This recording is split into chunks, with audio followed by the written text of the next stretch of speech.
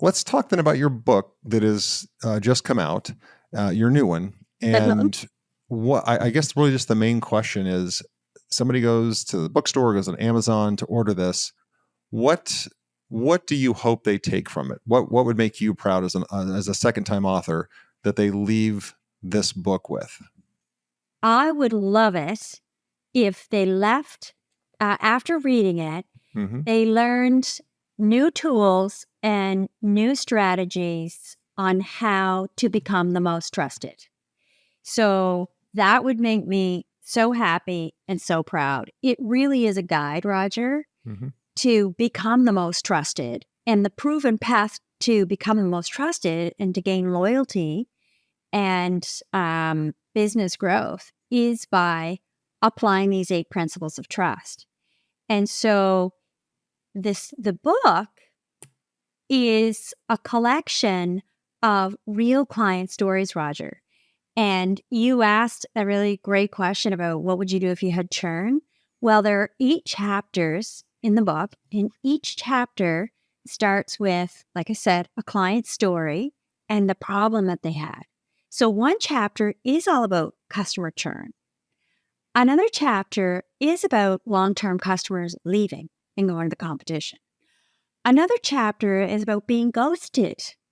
See, all of these are real challenges that business owners and leaders like those that are listening to today have. We all have these in our businesses. And so each chapter starts with a story, and then it talks about what they did and how they overcame it.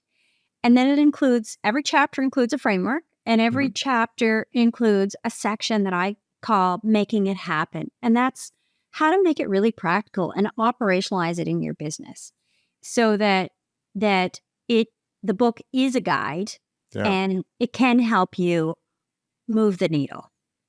Okay, cool. Super cool. And available on Amazon and bookstores, or where else do they? It's available on Amazon. Yeah. And you can find it under my name, Natalie Doyle Oldfield, or Trusted, The Proven Path to Customer Loyalty and Business Growth. Cool. And we'll even put the link there, a direct link to buy it right there in the show notes. Yeah. So speaking of that, some few more questions for you.